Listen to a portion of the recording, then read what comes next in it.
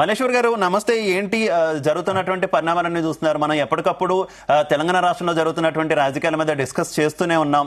చేరికల గురించి కూడా మనం ఆల్రెడీ మాట్లాడాం. కాబట్టి నైతికత అనైతికత ఈ అంశం దగ్గరికి పోకుండా అసలు ఏంటి జాయిన్ అయినటువంటి వాళ్ళకి లేదంటే జాయిన్ కాకపోయేటటువంటి ఎమ్మెల్యేలకు ఎక్కడ ఛాన్స్ లేదు అనేటటువంటి లీకులు కాంగ్రెస్ నుంచి వస్తున్నాయి కదా. ముందుగా తెలుగులో పాల్గొన్నటువంటి మిత్రులకు మరి ప్రేక్షకులకు నమస్కారం.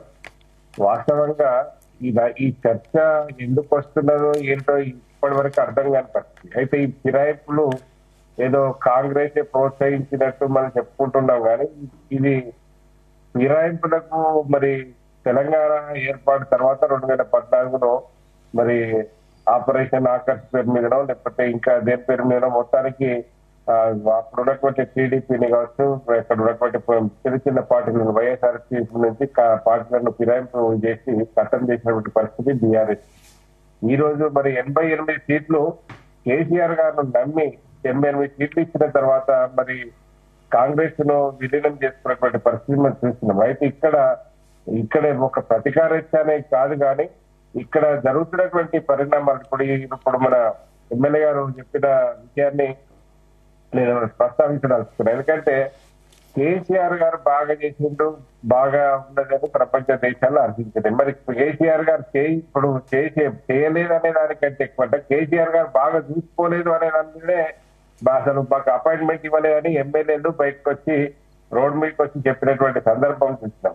ఇప్పుడు కూడా మనకు ఎమ్మెల్యే గారు చెప్పినట్లు ఒకటి అంటే బాగా తిట్టినోళ్ళే, బాగా ప్రత్యర్థులను తిట్టిన వాళ్ళే వాళ్ళ ఫిరాయింపులకు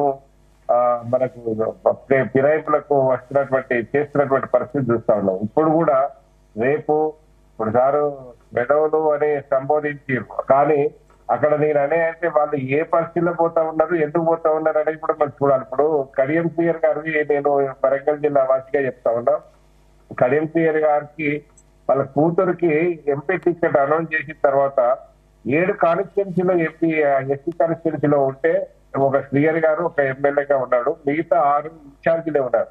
ఆ ఇన్ఛార్జీలు ఒక్కడు కూడా సహకరించినటువంటి పరిస్థితి లేదు. అంటే ఈ టికెట్ ఇచ్చిన తర్వాత మరి సహకారం దొరకనప్పుడు ఆల్టర్నేటివ్ రాజకీయ ఎత్తుగడ కూడా అవసరమే కదా. ఇప్పుడు ఆ పద్ధతిలో అంటే కడియం శ్రీహరి గారికి పేరుకే టికెట్ ఇచ్చిన అధిష్టానము ఆదేశాలతో జరుగుతున్నదా లేకపోతే ఇన్ఛార్జెస్ కావాలని చేస్తున్నారా అనేది కొంత ఆయనకు రాజకీయ పరిపక్వత గల నాయకుడు కనుక ఆలోచించి దాన్ని 1-2 సార్లు ఆలోచించి ఒక నిర్ణయం తీసుకున్నటువంటి పరిస్థితి మనం చూస్తున్నాం. ఇవాళ ఎందుకంటే ఒక రకంగా చెప్పాలంటే లోకల్ లీడర్షిప్ చేయబట్టి లోకల్ లీడర్షిప్ వీళ్ళకు ఇస్తున్నటువంటి అగౌరవాన్ని భరించలేకనే కొన్ని మారుతా ఉన్నది. అది అటు అధిష్టానము అట్లనే ఉన్నది, లోకల్ లీడర్షిప్ కూడా ఆ పద్ధతిలోనే చూస్తూ ఉన్నది అనేది కొంత అవపడతా ఉన్నది.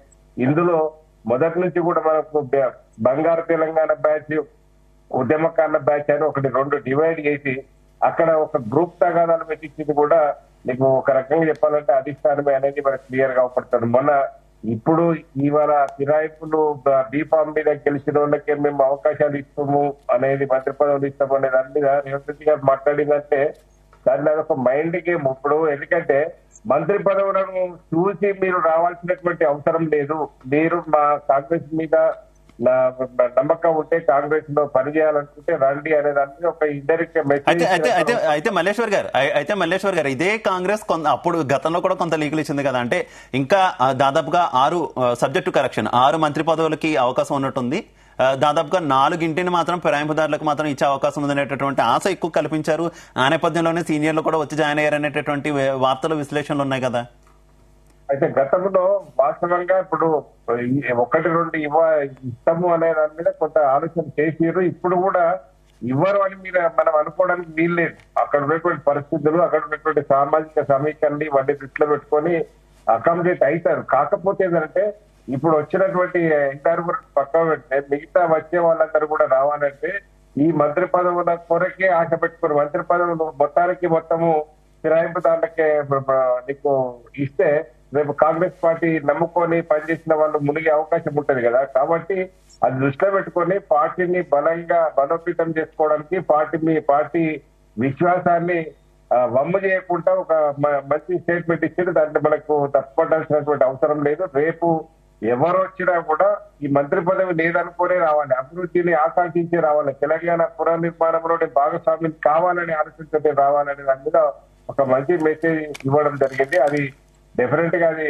అందరూ కూడా స్వాగతిస్తారు. ఇప్పుడు మన మన సార్ కిషోర్ సార్ చెప్పినట్టు 26 మంది వస్తే గానీ మనకు విలీనానికి అవకాశం లేదు అని అంటే, సరే చూద్దాం మరి ఇప్పుడు 26 మంది వస్తారా, లేకపోతే మొత్తం ఖాళీ అవుతుందా, లేకపోతే దాన్ని రాకుండా అడ్డుపడి బీజేపీ వైపు మరి ఇదే బీఆర్ఎస్ మరి వ్యవహారాలు చేసి తోలుతుందా అనేది కూడా కొంత చర్చ జరుగుతూ ఉన్నది. ఎందుకంటే కొంత రేవంత్ రెడ్డి గారిని కట్టడి చేయడం కొరకు కూడా ఈ అంటే విలీనము అంశాన్ని కొంత అడ్డుకట్ట వేసే ప్రయత్నం కూడా బీఆర్ఎస్ అధినాయకత్వమే ఆలోచిస్తున్నది అనే ప్రచారం అయితే చాలా జరుగుతూ ఉన్నది.